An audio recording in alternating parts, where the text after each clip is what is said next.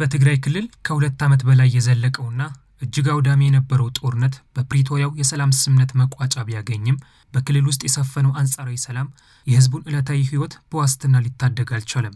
በአሁኑ ወቅት በትግራይ ህዝብ ላይ የተደቀነው ትልቁ ፈተና ህወሓት የፌዴራል መንግስቱ በትግራይ ህዝብ ላይ ጥቃት ሊፈጽም ነው በማለት የሚያሰራጨው ፕሮፓጋንዳ ሳይሆን በክልል ውስጥ የአስተዳደር መዋቅር በመላላቱ ምክንያት የተከሰተውና የዜጎችን ደህንነት አደጋ ላይ የጣለው የውስጥ የጸጥታ ቀውስ ነው። የዚህ አስከፊ ማህበራዊ ቀውስ ማሳያ የሆኑት እንደ ወጣት ዘውዱ ሀፍቱ ገብረ መስቀል ያሉ ንጹሃን ዜጎች በገዛ ቀያቸውና በመኖሪያ ቤታቸው ውስጥ በታጠቁ ዘራፊዎች በአሰቃቂ ሁኔታ መገደላቸውና ለዚህም ተገቢ የፍትህና የጥበቃ ዋስትና አለመኖሩ ነው። ይህ የውስጥ የህግ የበላይነት መጥፋትና የዜጎች ህይወት ዋጋ ማጣት በክልሉ ህዝብ ዘንድ ጥልቅ ሐዘንና ከፍተኛ የፖለቲካ ቁጣን ቀስቅሷል። ህዝቡ በጦርነት ከተጎዳነበትና ከስደት ጉዞ ሳናገግም በገዛ ከተማችን በሽፍቶች የምናልቀው እስከ መቼ ነው የሚል የፍትህ ጥያቄ እያነሳ ባለበት በዚህ ወቅት የክልሉን ስልጣን የጨበጠው ህወሓት ግን ትኩረቱን የውስጥ ወንጀለኞችን በመቅጣትና የህግ የበላይነትን ማስፈን አልቻለም። ይልቁኑ ድርጅቱ የህዝብን ፍትህና የኢኮኖሚ ብሶት አቅጣጫን ለማስቀየር ከፌዴራል መንግስቱ ጋር ያለውን ፍጥጫ እንደ ሰበብ በመጠቀም ህዝቡን ዳግም ለጦርነት የማዘጋጀትና ወጣቶችን በግዳጅ የመመልመል ስትራቴጂ እየተከተለ ይገኛል። ይህ አይነቱ አካሄድ የውስጥ አስተዳደራዊ ውድቀትንና የፍትህ እጦትን ለመሸፈን ውጫዊ ስጋቶችን መፍጠርና ህዝብን እንደ ስልጣን መከላከያና ጋሻ መጠቀም በዓለም ታሪክ ውስጥ የገዛ ማህበረሰባቸውን ለጥፋት የዳረጉ በርካታ ታጣቂ ቡድኖች የተከተሉት የጥፋት መንገድ ነው። የአንድ ፖለቲካዊ ድርጅት ወይም ወታደራዊ ኃይል እውነተኛ መመዘኛና የህልውና ማረጋገጫ ራሱን የህዝብ ጠባቂና ተሟጋች አድርጎ በሚያቀርብበት መፈክር አይደለም፣ በቁጥጥሩ ስር ላለው ህዝብ በሚሰጠው መሰረታዊ የደህንነት ዋስትና የሚለካ ቢሆን እንጂ። ዘዕበየትኒ ወለሎ ተናፋቂትያ ዓድዬ በትግራይ ክልል በተለይም በመቀለና በተለያዩ ትላልቅ ከተሞች ውስጥ የሚታየው የወንጀል መጠን መጨመር፣ የሰዎች መታገትና ያስገድዶ መድፈር ድርጊቶች መስፋፋት የአስተዳደሩን የወንጀል የመከላከል አቅም ፍጹም መሸርሸር ያሳያል። ወጣት ዘውዱ ሀፍቱ ገብረ መስቀል በታጠቁ ሌቦች ተከባ በአሰቃቂ መንገድ ስትገደል የክልሉ የጸጥታ ኃይል ወንጀሉ ከመፈጸሙ በፊት ዜጎችን የመታደግ አቅም እንደሌለው በተግባር አሳይቷል። የጸጥታ ኃይሎችና የህወሓት አመራር ዋነኛ ትኩረት በድርጅቱ የውስጥ የስልጣን ሽኩቻ፣ የሀብት ክፍፍልና የስልጣን ወንበርን ጠብቆ ማቆየት ብቻ ላይ በመሆኑ የነዋሪዎች መደበኛ ደህንነት ሙሉ በሙሉ ቸል ተብሏል።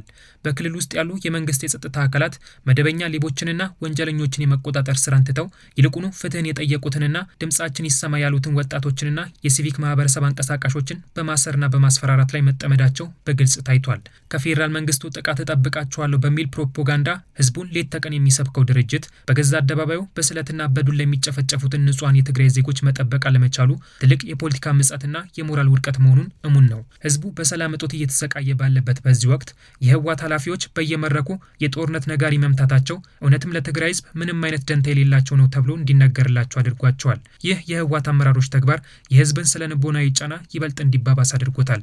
የወገንተኝነትና የፍትህ ማጣት ቀውስ ለመሆኑ የህወሓት አመራሮች እውነተኛ ትግራዋይ ናቸውን የሚለውን ጥልቅ የሞራልና የህልውና ጥያቄ በበርካቶች ዘንድ እንዲነሳ አድርጎታል። ይህ ጥያቄ የአመራሮቹን የዘር ሐረግ ወይም የትውልድ ቦታ የሚመረምር ብቻ ሳይሆን ይልቁኑ የአንድ ማህበረሰብ መሪዎች ዜጋቸውን የሚመሩት ለራሳቸው የስልጣን ህልውና ሲሉ ነው ወይንስ ለህዝብ ዘላቂ ሰላምና ደህንነት ነው የሚለው መሰረታዊ ጥያቄ በግልጽ እንዲፈተሽ ያደርገዋል። እውነተኛ ትግራዋይ የትግራይን ህዝብ ስቃይ መጋራት፣ የደሃውን ገበሬና የከተማዋን ነዋሪ ህይወት ማክበርና ህጻናትንና ወጣቶች የተሻለ የወደፊት ተስፋ እንዲኖራቸው በመስራት የሚጠይቅ የሞራል እሴት ቢሆንም ህወሓት ግን አሻፈረኝ ብሏል።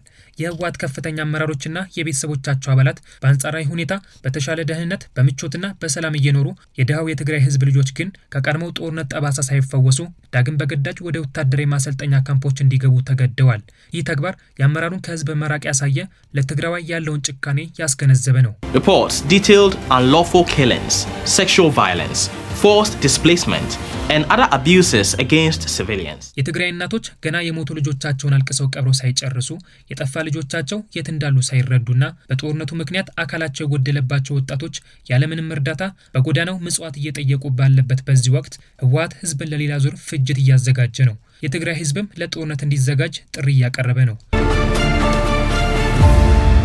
ነዊሕ እዋን ኮይኑ ካብ ዓደይ ተፈልየ ትግራዋይን በግዳጅ ለጦርነት ማዘጋጀት እውነተኛ የወገንተኝነት መገለጫ ሊሆን አይችልም። አመራሩ የራሱን የፖለቲካ የበላይነት ለማስጠበቅና ከፌዴራል መንግስቱ ጋር የሚያደርገውን ጦርነት ለማጠናከር ሲል ብቻ ህዝቡን እንደ ጋሻ መጠቀም ፈልጓል።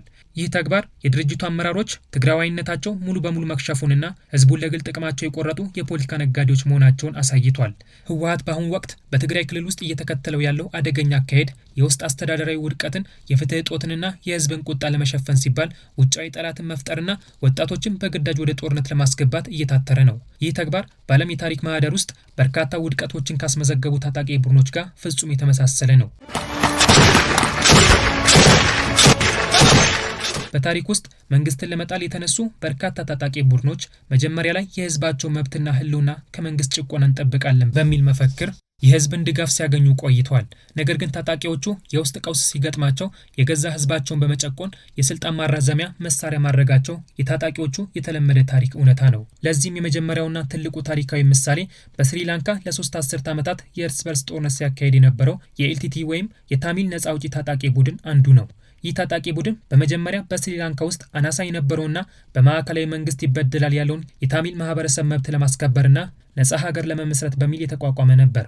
ህወሓት ራሱን የትግራይ ህዝብ ብቸኛ ጠባቂና ተሟጋች አድርጎ እንደሚያቀርበው ሁሉ የኤልቲቲ መሪ ቬሉፒ ላይ ድርጅቱን የታሚል ህዝብ ብቸኛና ህጋዊ ወኪል አድርጎ ሰይሞትም ነበር። ነገር ግን ቡድኑ በሂደት የታሚል ህዝብን ነጻ ከማስከበር ይልቅ በቁጥጥሩ ስር ባሉ አካባቢዎች የራሱን ህዝቦች በከፍተኛ ሁኔታ በመበዝበዝ የውስጥ ተቃዋሚዎችንና የተለየ ሀሳብ ያላቸውን የታሚል ምሁራንን መግደል እንዲሁም ፍጹም ህግ አልባነትን ማስፈን ጀመረ።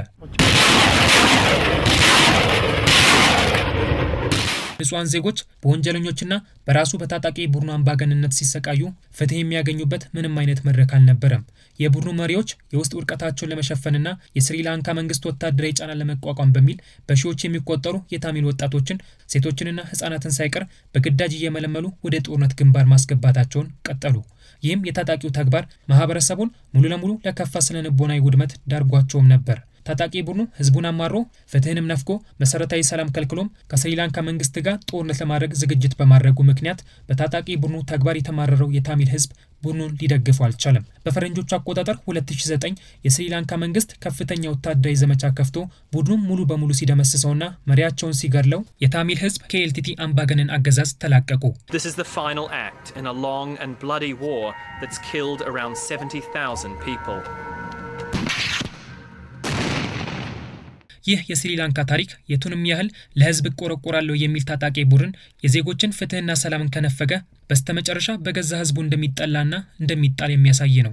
እንደ ኤልቲቲ ሁሉ በአንጎላ ለበርካታ አስርት ዓመታት የእርስ በርስ ጦርነት ሲያካሄድ የነበረው የዩኒቲ ታጣቂ ቡድንና መሪው ጆናስ ሳቪምቢ የአንጎላ ማህበረሰብን ጥቅም ለማስከበር በሚል መፈክር ወደ ትጥቅ ትግል ገብቶም ነበር።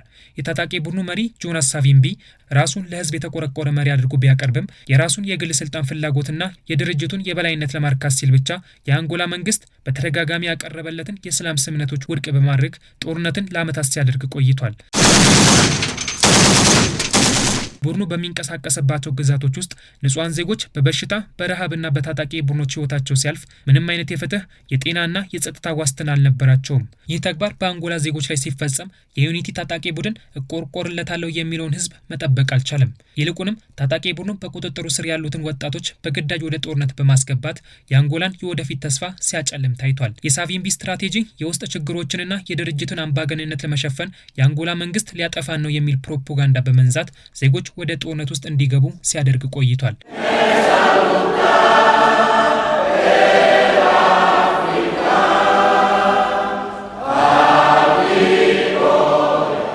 በአንጎላ የነበረው የእርስ በርስ ጦርነት የህዝብ ሳይሆን የአመራሩ የግል ስልጣን ማስጠበቂያ እንደነበረ በፈረንጆቹ አቆጣጠር 2002 የተከሰተው ክስተት አሳይቷል። በ2002 ጆናስ ሳቪምቢ በጦርነት ሜዳ ከመንግስት ጋር ባደረገው ጦርነት ህይወቱ ሲያልፍ ታጣቂዎችና ህዝብ ያለምንም ተጨማሪ ግጭት የመንግስትን የሰላም ጥሪ ተቀብለው ስምምነት ተፈራረሙ። ይህም በአንጎላ የተከሰተው ክስተት በሀገሪቱ የተፈጠረው ጦርነት ህዝቡ መርጦና ፈቅዶ የገባበት ሳይሆን በአመራሩ ተገዶ ጦርነት እንዲያደርግ የተገደደበት ተግባር መሆኑን አሳይቷል። A few hundred kilometers south of the equator, the dawn comes swiftly. But in the central highlands of Angola, the approach of peace has been grindingly slow. የእነዚህን የታጣቂዎቹን አይነት ተግባር እየፈጸመ ያለው ህወሓት በትግራይ ክልል ውስጥ እየተከተለው ያለው ፖለቲካዊ ስህተትና የወደፊት ስጋት ከታጣቂዎቹ ጋር ተመሳሳይ መሆኑን ያሳያል። ህወሓት በትግራይ ህዝብ ዘንድ የተነሳውን የፍትህ እጦት፣ የወንጀል መስፋፋት፣ የኢኮኖሚ ውድመትና የአስተዳደር ብልሽት ብሶት በግልጽ ውይይት በዲፕሎማሲና በስርዓት ከመፍታት ይልቅ የፌዴራል መንግስቱና አጋሮቹ ሊወሩኝ ነው፣ ዳግም ልንጠፋ ነው የሚል የስነ ልቦና ጦርነት በትግራይ ህዝብ ላይ በመፍጠር የህዝብን ቁጣ ወደ ውጭ ለማዞር እየሞከረ ይገኛል። ይህ አይነቱ አካሄድ የውስጥ ድክመትን ለመሸፈኛነት የሚያገለግል ጊዜያዊ ማደንዘዣ እንጂ ዘላቂ መፍትሄ ሊሆን እንደማይችል ኢሳያስም ሆኑ ጀሌዎቻቸው ለነ ደብረጽዮን ሊነግሯቸው አልቻሉም። በጦርነት የደቀቀውን በሺዎች የሚቆጠሩ ወጣቶችን ያጣውንና የኢኮኖሚ መዋቅሩ ሙሉ በሙሉ የወደመውን ህዝብ ዳግም ወደ ወታደራዊ ካምፕና ወደ አዲስ ጦርነት ዝግጅት ማስገባት የትግራይን የወደፊት ተስፋዎችን ሙሉ ለሙሉ ማክሰምና ክልሉን ወደማያልቅ ትርምስ ውስጥ መክተት መሆኑን እነ ሞንጆሪኖን የሚያማክሩት ሊዘክሯቸው አልፈቀዱም።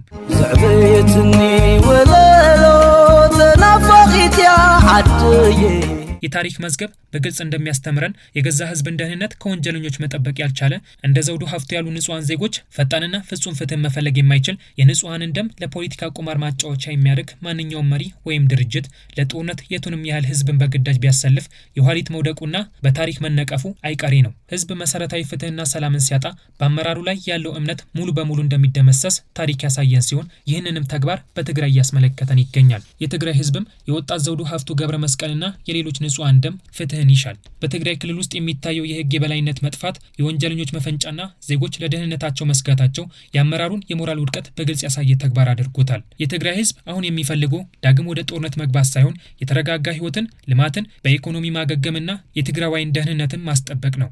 የትግራይ ህዝብ የሰላምና የፍትህ ባለቤት መሆን እንጂ የየትኛውንም አመራር የስልጣን ወንበር ለማራዘም የሚደረግ የፖለቲካ ቁማር ጋሻ መሆን እንደሌለበት የሰሜኑ ጦርነት ጥሩ ትምህርት ነው።